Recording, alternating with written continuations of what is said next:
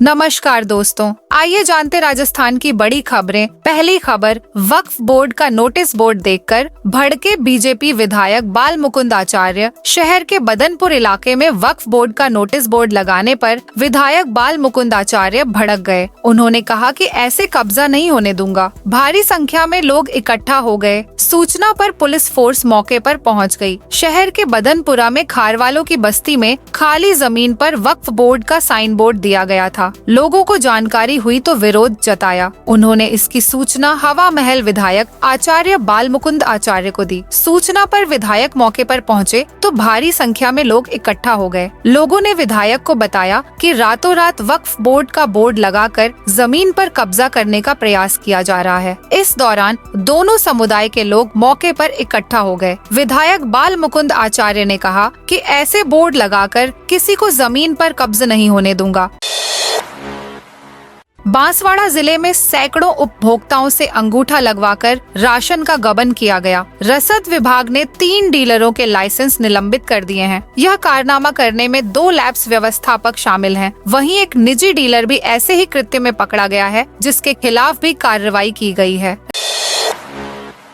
राजस्थान के 4 जिलों में आज भी बारिश का अलर्ट। राजस्थान में बेमौसम बारिश का दौर दूसरे दिन भी जारी रहा। भरतपुर, करौली, जयपुर, उदयपुर, बाड़मेर, अलवर, चूरू, माउंट आबू समेत कई शहरों में सोमवार को बादल छाने के बाद आंधी चली और बारिश हुई। वहीं कुछ इलाकों में ओले भी गिरे। पश्चिमी राजस्थान में सोमवार को हुई बारिश से तापमान में करीब 4 डिग्री तक गिरावट आई है। सबसे ज्यादा बारिश माउंट आबू में दर्ज की गई। पूर्वी राजस्थान के 4 जिलों में भी आज भी बारिश का अलर्ट है। दोस्तों, आप अपने जिले की खबरें 1 मिनट में जानने के लिए आप हमारे व्हाट्सएप ग्रुप में जुड़ सकते हैं। जुड़ने के लिए आप वीडियो के नीचे इस लिंक पर क्लिक करें और क्लिक करने बाद ऊपर फॉलो पर क्लिक करें। जैसे वीडियो में दिख रहा है, बैंसला के समर्थन में फिर टंकी पर चढ़े 2 समर्थक। बीजेपी नेता विजय बैंसला का देवली उनियारा से विधानसभा उपचुनाव में टिकट करने से कार्यकर्ताओं में पार्टी के प्रति नाराजगी बढ़ती जा रही है। सोमवार दोपहर को भी 2 बैंसला समर्थक बीजेपी कार्यकर्ता नासिरदा में पानी की टंकी पर चढ़ गए। इसकी सूचना मिलने के बाद नासिरदा थाना प्रभारी देवली डीएसपी राम सिंह जाट मौके पर पहुंचे और उन्हें समझाकर 2 घंटे बाद नीचे उतारा। लॉरेंस बिश्नोई के एनकाउंटर पर 1 करोड़ का इनाम। जेल में बंद गैंगस्टर लॉरेंस बिश्नोई के एनकाउंटर के लिए क्षत्रिय करनी सेना ने कथित तौर पर इनाम की घोषणा की है। संगठन के अध्यक्ष राज शेखावत इस संबंध में एक वीडियो जारी करके कहा कि लॉरेंस बिश्नोई को मारने वाले किसी भी पुलिस अधिकारी को 1,11,11,111 रुपए का इनाम देंगे।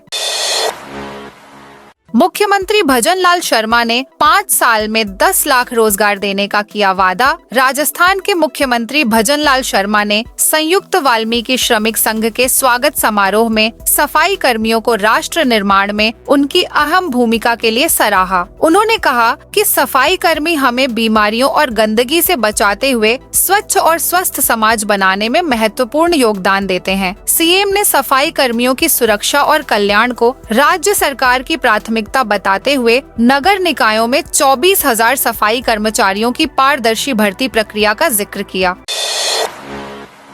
तेज आंधी और बारिश से मेले में लगा बड़ा झूला गिरा। भरतपुर शहर में सुबह से ही तेज धूप निकल रही थी। दोपहर करीब 2:30 बजे अचानक मौसम पलटा। तेज आंधी और बारिश ने जसवंत प्रदर्शनी और पशु मेले में तबाही मचा दी। मेले में बड़ा झूला पास में ही लगे नाव वाले झूले के ऊपर जा गिरा। शुक्र है कि हादसे के दौरान झूला खाली था और मेले में भीड़ नहीं थी। इसके अलावा मेले में करीब 50 दुकानों के टेंट उड़ गए और सामान क्षतिग्रस्त हो गया। इससे व्यापारियों और दुकानदारों को लाखों रुपए का नुकसान हुआ। मेले में पानी भर जाने की वजह से आज और कल झूले नहीं चलेंगे। पानी निकालने के लिए नगर निगम की टीमें लगी हुई हैं। कांग्रेस प्रभारी बोले, काम अच्छा तो नेता पुत्रों को भी टिकट देंगे। राजस्थान में 7 सीटों पर हारने वाले विधानसभा उपचुनाव को लेकर भाजपा की लिस्ट आने के साथ ही बगावत शुरू हो गई। भाजपा ने 19 अक्टूबर को 6 सीटों पर प्रत्याशियों का ऐलान कर दिया। लिस्ट आने के साथ ही 4 सीटों पर विरोध सामने आ गया। सलूम्बर, झुंझुनू, रामगढ़ और देवली उनियारा में टिकट कटने वाले नेता और उनके समर्थक विरोध कर रहे हैं। प्रदेश में 7 सीट पर 13 नवम्बर को उपचुनाव होने हैं।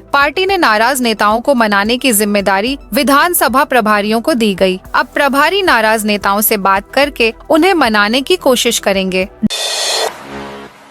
डॉक्टर का ड्राइवर मरीजों को लगा रहा इंजेक्शन। जयपुरिया हॉस्पिटल में अधीक्षक महेश मंगल का ड्राइवर इमरजेंसी में मरीजों के इंजेक्शन लगा रहा है। वह वार्ड में राउंड भी लेता है और मरीजों को दवाइयां भी बताता है। ड्राइवर नाहर सिंह का वीडियो भी सामने आया है। वीडियो 20 दिन पुराना इमरजेंसी का है। वीडियो में ड्राइवर मरीज के इंजेक्शन लगाता हुआ दिख रहा है। अधीक्षक डॉक्टर महेश मंगल का कहना है कि यह मामला अगर सच है तो बड़ा ही गंभीर है। मैं इस मामले की जांच करवाता हूं, इसके बाद नियमानुसार कार्रवाई करेंगे।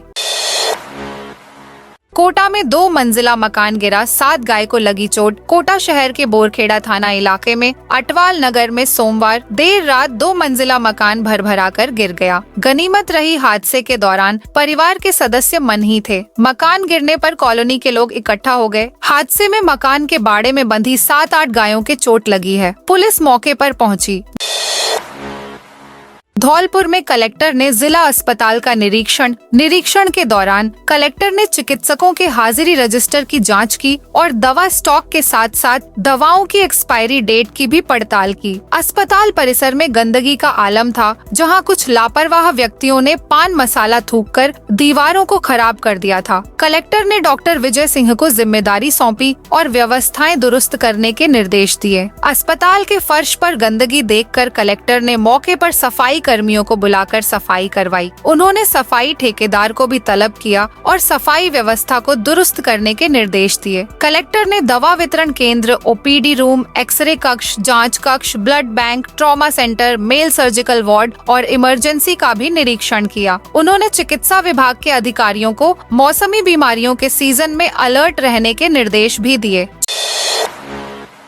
419 रुपए लीटर में बेच रहे थे पाम ऑयल। अजमेर में फूड सेफ्टी टीम ने जयपुर रोड स्थित विशाल मेगा मार्ट पर कार्रवाई की। राज्य सरकार की ओर से चलाए जा रहे शुद्ध आहार मिलावट पर वार अभियान के तहत जिला कलेक्टर लोकबंधु के निर्देश पर यह कार्रवाई की गई। इस दौरान प्रतिष्ठित फर्म द्वारा स्वास्थ्य के लिए लाभदायक 0% कोलेस्ट्रॉल के नाम पर 100 रुपए लीटर का पाम ऑयल डिस्काउंट के बाद 419 रुपए लीटर में बेचा जा रहा था। डिब्बे पर छोटे अक्षरों में पाम ऑयल 80% और कोकोनट ऑयल 20% का मिश्रण लिखा हुआ था। कार्रवाई करने टीम बोगस ग्राहक बनकर पहुंची।